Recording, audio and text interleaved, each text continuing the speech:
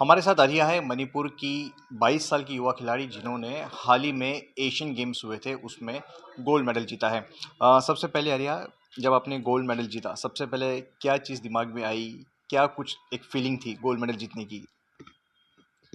अ, जब मैं ये गोल्ड मेडल जीती तब मुझे बहुत खुशी हुई उस वक्त, और थोड़ा गर्व भी महसूस हुआ क्योंकि मैं ये खुद की नहीं बल्कि सबके लिए, इंडिया के लिए मैं ये जीत पाई।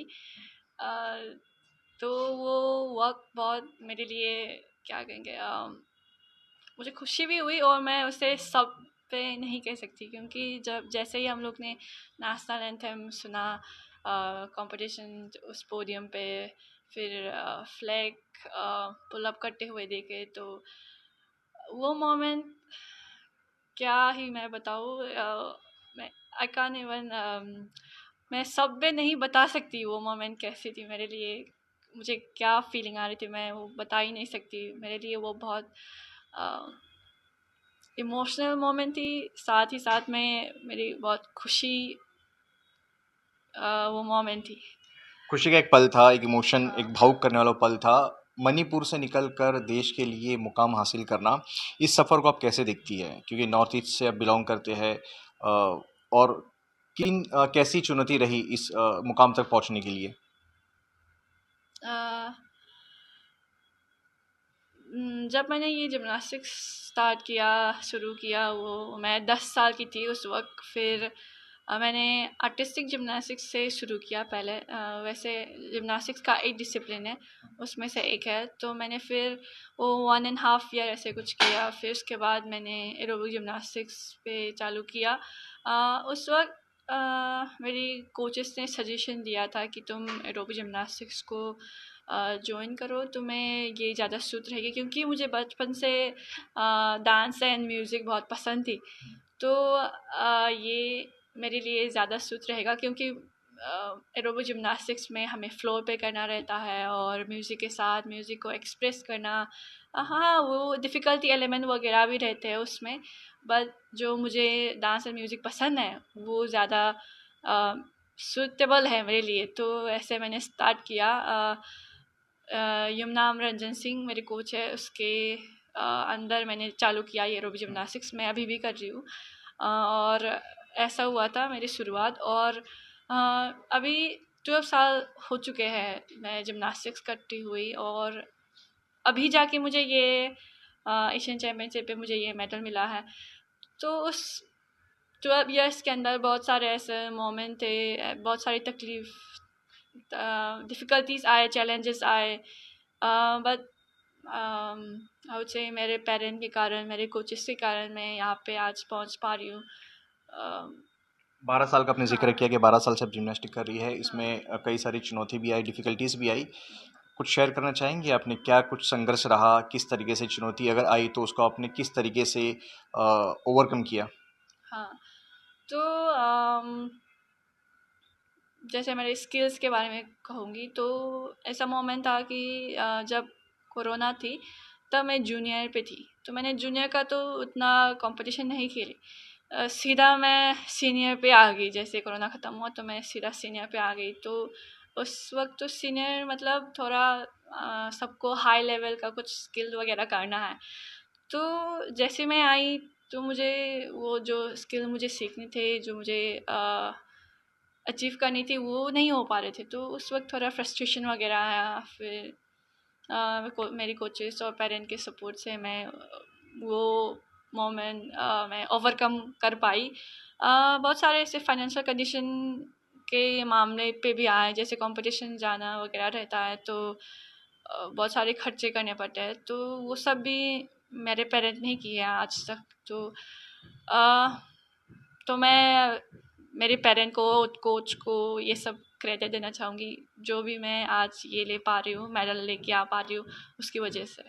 फाइनेंशियल कंडीशन का आपने ज़िक्र किया, कुछ ऐसे मोमेंट आप बता सकते हैं कि इस मुकाम पे आपके पहुँचने के लिए पेरेंट्स का किस तरह के संघर्ष रहा? क्योंकि जब खिलाड़ी एक मुकाम पर पहुँचता है, मेडल हासिल करता है जीत के लिए, तो एक काफ़ी एक लंबी फ़हरिस्त उनके पीछे रहती है, उनके कोचेस की, पेरेंट्स की।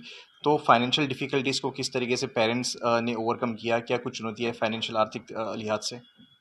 हाँ, सिर्फ जिम्नास्टिक्स ही नहीं, मुझे लगता है कि सभी स्पोर्ट्स में बहुत खर्चे होते हैं, सभी एथलीट को खर्चे करने पड़ते हैं। जैसे एक कॉम्पिटिशन्स जाते हैं तो, और साल में सिर्फ एक ही कंपटीशन तो नहीं होते हैं, 2 3 4 कंपटीशन होते हैं, तो सबको सभी कंपटीशन में जाने पे तो बहुत सारे पैसे खर्चे करने पड़ते हैं। तो जितने भी खर्चे थे मेरे पेरेंट ने ही खुद किए हैं अभी तक, आज तक। और भले ही मेरी पेरेंट दोनों वर्किंग हैं, but still it's not enough, I would say, because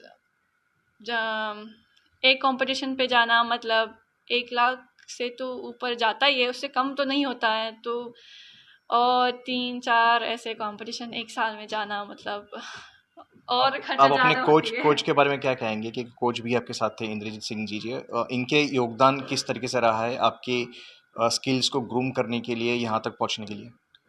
a, sir ने, जो मेरी कोच है युवनाम रंजन सिंह, तो मैं उनसे बहुत इंस्पायर हूँ। और वो सिर्फ जिम्नास्टिक्स ही नहीं सिखाते, हाँ स्किल्स तो वो सिखाते ही है।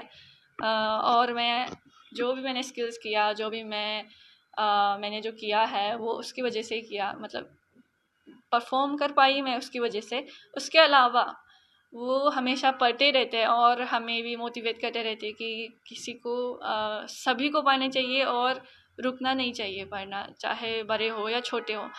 तो मैं उससे बहुत इंस्पायर हुआ, और वो हमेशा हम लोग को मोटिवेट भी करते हैं, जैसे स्टोरीज़ वगैरह भी बता के, या फिर कोई भी कोच वगैरह बता के वो मोटिवेट भी करता है। उसके साथ साथ मैंने फिज़िकल एजुकेशंस का पढ़ाई की है, तो वो जब भी हम लोग खेलते हैं तो उसी वक्त वो जैसे ह्यूमन एनाटॉमी का हो, बायोमैकेनिक्स का हो, फिजियोलॉजी का हो, वो सब सिखाते हैं, ताकि वो स्किल सिर्फ स्किल ऐसे तौर पे सीखे ना, बट डीपली कैसे हो रहा है, क्या हो रहा है, वो भी समझ सके, तो वो भी सिखाते हैं।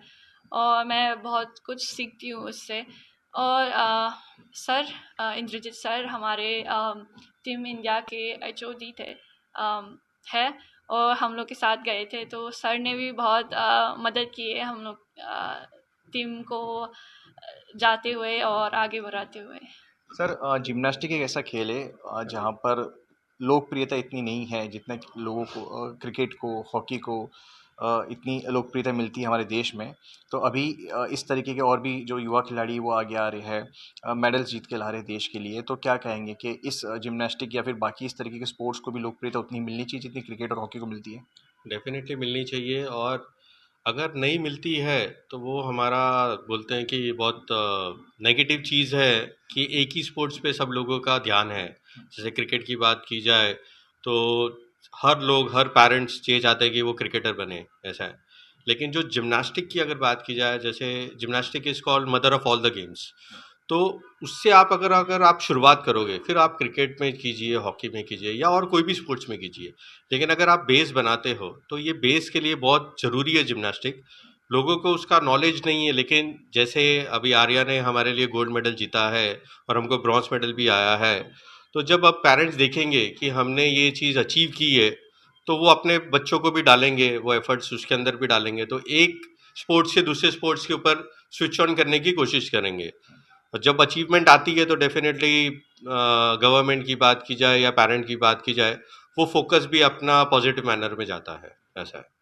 लेकिन सवाल ये है कि जो लोकप्रियता क्रिकेट को मिलती है, गवर्नमेंट की पॉलिसीज़ और भी कुछ इस तरीके की होनी चाहिए बाकी स्पोर्ट्स को भी, जैसे जिम्नास्टिक हो गया या फिर इस तरीके के स्पोर्ट्स को भी उतनी इम्पोर्टेंस मिलनी चाहिए, चाहे फंडिंग के मामले में हो, ट्रेनिंग के मामले में हो?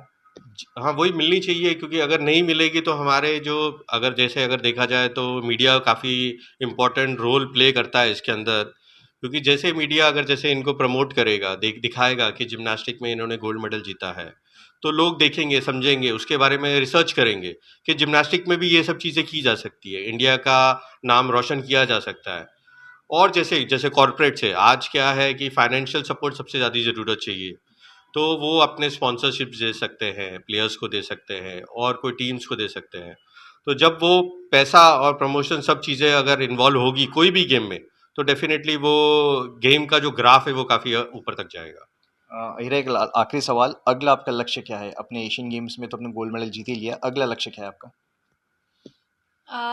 मेरा अगला लक्ष्य ये है कि मैं वापस जाके मैं और ट्रेनिंग करूँ और प्रैक्टिस करूँ और ख़ुद को मैं परफेक्ट लेवल तक बनाऊँ। और जैसे बड़े बड़े कंपटीशन है, जैसे एरो जिम्नास्टिक्स के लिए वर्ल्ड चैम्पियनशिप है, उस पर मैं जाके मेडल ले आ पाऊँ और हमारे देश को रोशन करूँ।